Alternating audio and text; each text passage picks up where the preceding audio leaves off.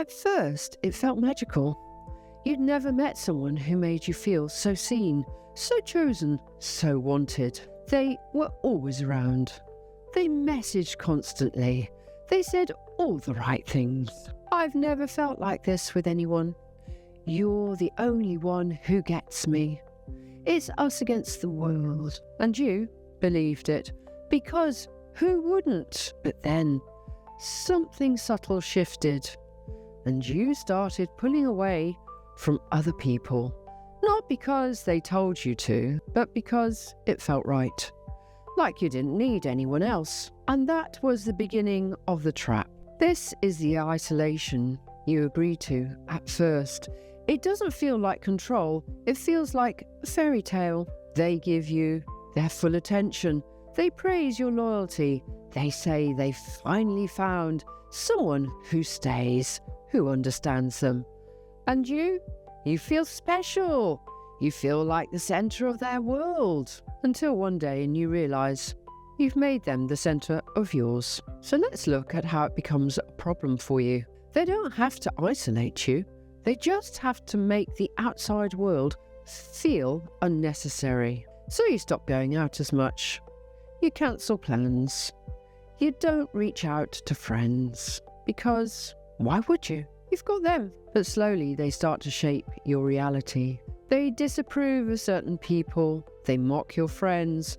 They raise eyebrows when you mention other people's. They make you feel like less of a partner when you prioritize others. It's not an argument, it's a vibe.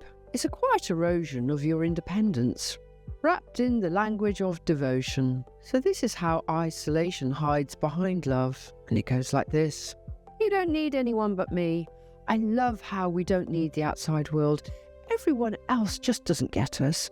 We're different. People are jealous. It's seductive, but what they're really doing is cutting you off. Emotionally, socially, psychologically. You need a life raft. Because if you ever started leaning on other people again, you'd see things more clearly. You'd realise how much of you has been lost inside this closeness. And that's what they're so afraid of. They don't want you connected to truths. They want you tethered to them. So why don't you realise it sooner? Because it doesn't feel like losing yourself, it feels like falling in love. Until one day you wake up and realise you've stopped growing. You've stopped reaching out. You second guess who you'd even talk to in a crisis. And you feel guilty when you do need someone else. And worst of all, you feel like you're the one who's created this isolation. But you didn't. It was cultivated subtly, strategically, repeatedly, until it felt like it was your idea. You were gaslit. So let's look at the psychological impact of this. This kind of isolation leaves you emotionally dependent. They become your only cheerleader, your only critic, your only mirror, and your only voice. And when one person becomes your everything, they can also become your undoing. Because now you're not just afraid to lose them, you're afraid to exist without them. That's not love, that's enmeshment, and it's dangerous. So let's look at how to break this illusion. Firstly, acknowledge the subtle control. You weren't choosing love, you were being nudged, shaped, and cut off. You were bonding while being trimmed down to fit someone else's world. Then ask, where did my circle of friends go? List who you used to speak to, what you used to enjoy, who did you trust, who gave you feedback, who kept you grounded. And now ask, why aren't they around anymore? Where did they go? Then, if you can, rebuild your network unapologetically.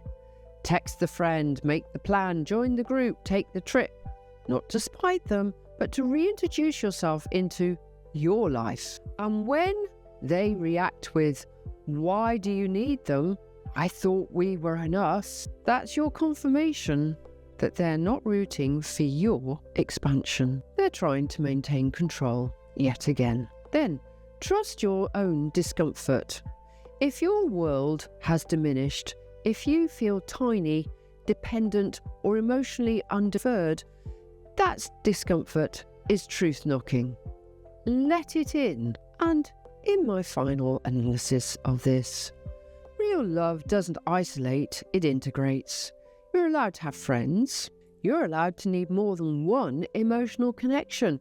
You're allowed to exist outside of someone else's orbit. Because love shouldn't replace your world.